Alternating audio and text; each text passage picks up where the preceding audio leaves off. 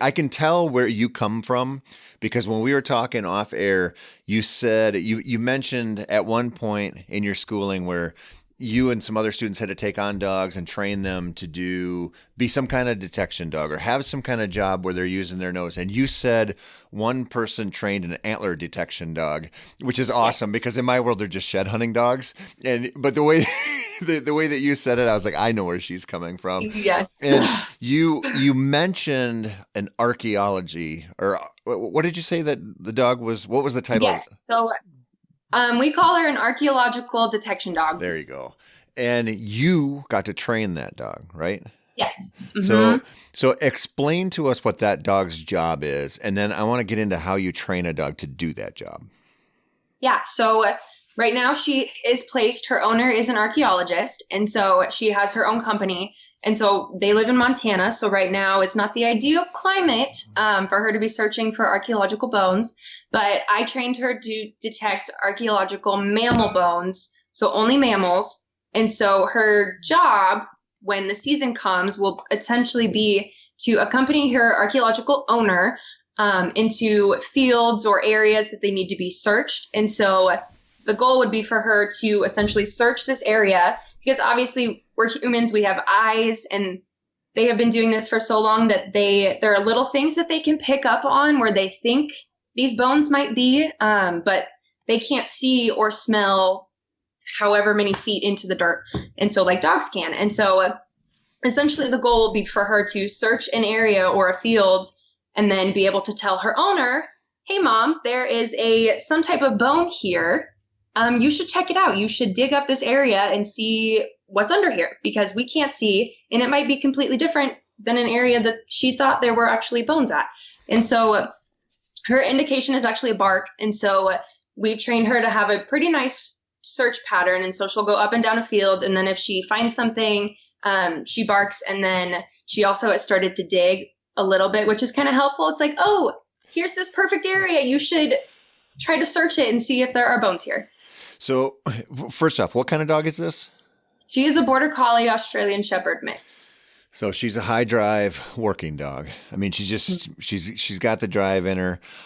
Yeah. How do you? So I don't understand how a dog smells old bones that are under the dirt, and I can correct me if I'm wrong here, but I have an idea how you get them to start to like them, and to start signaling them, but.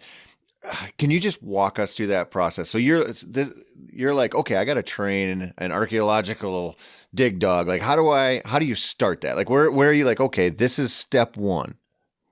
So there are so many ways to train a dog to do one thing. And so my junior year, when I was training my first detection dog, trying to figure out how to train a dog, I trained him one way, and then I actually did an internship at the Penn Vet Working Dog Center and figured out how they train dogs. And so coming back to that, I was like, okay, what's going to be the best way to train this dog? And so essentially what we did, we got a bunch of bones from the archaeologists, thankfully. So we had access to a bunch of different scent articles. What kind of bones were they?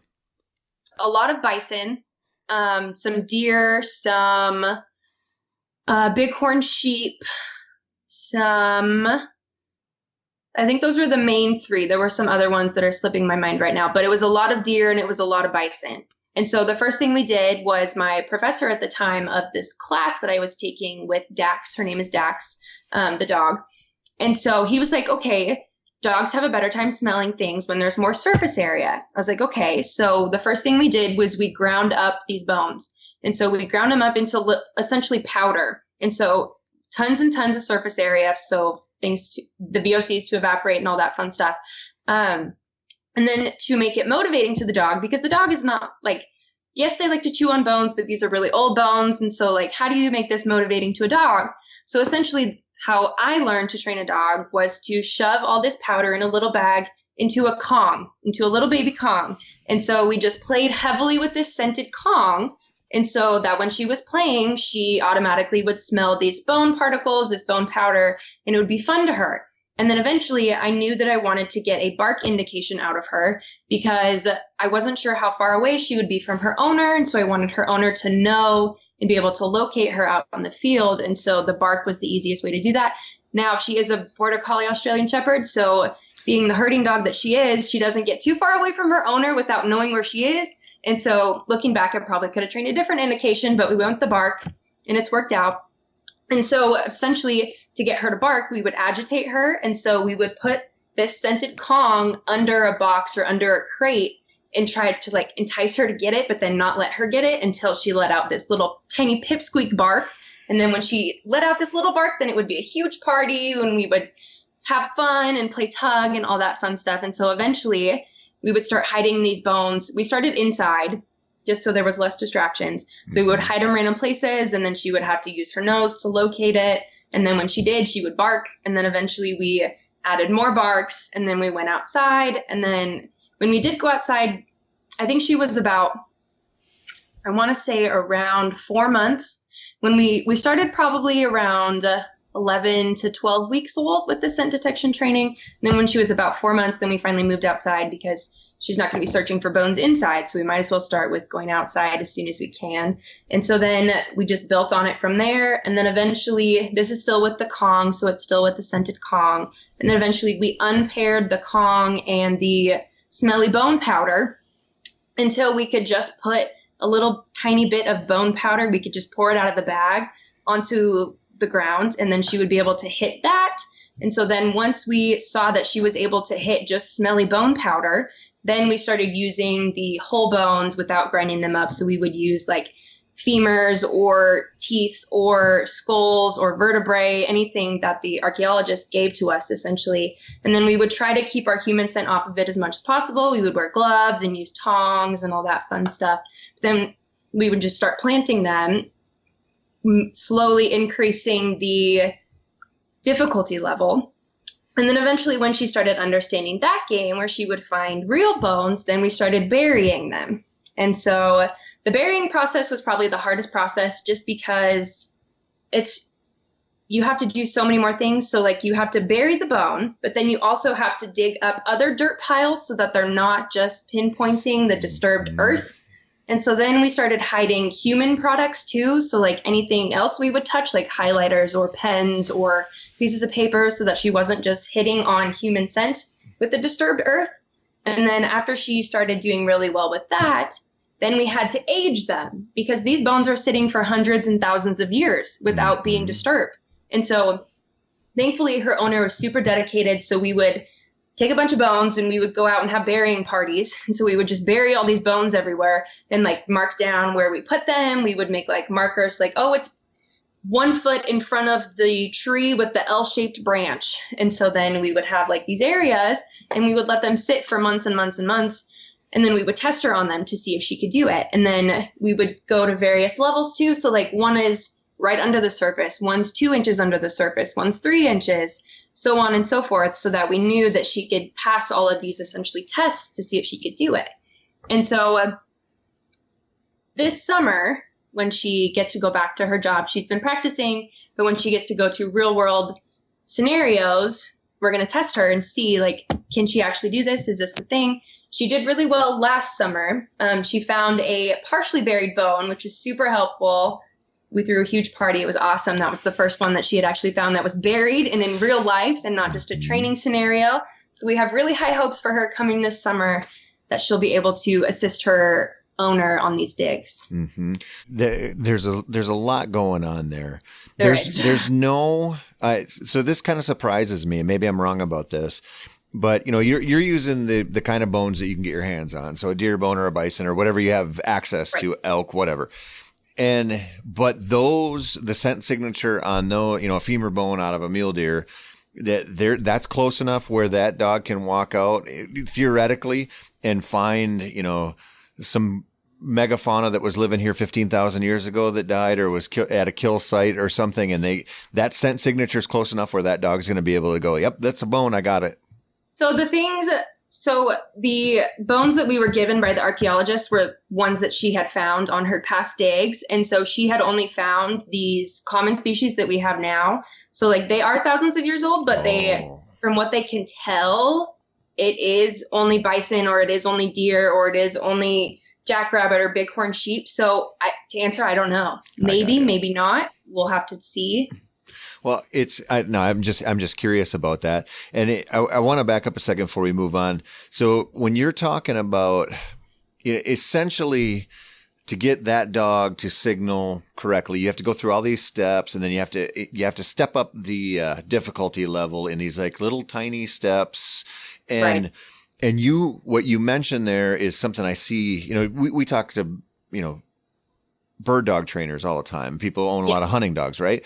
And what you alluded to without really saying it is that dog's smart enough to know that if we're playing the game today and I walk out there and I don't pay attention to my human scent and I bury this and it's the only disturbed dirt, that dog goes out there and goes, I know exactly what she just did. And so you're actually working to, it's not necessarily to trick the dog. It's to force the dog to use its nose the way you need it to for its job.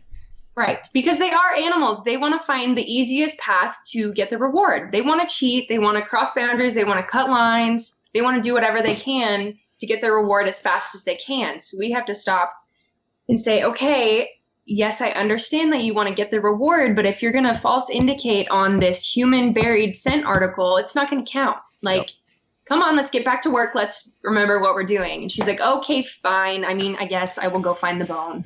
That lesson there it's really important for a lot of different kinds of dog training that we deal with. And I dealt with that specifically training my dog to find antlers because, it's so easy to grab an antler, throw it out there. That dog learns immediately. Okay, he touched it. That's all. That's exactly like easy stuff for him. So I had to actually do with my dog to get her, because with shed dogs, you want them to work off their noses, but you also want them to work off their eyes because, they're running out in a cut field or something. They see that. You want them to go investigate. And, it's not something that's giving off a ton of scent the same way a pheasant out there.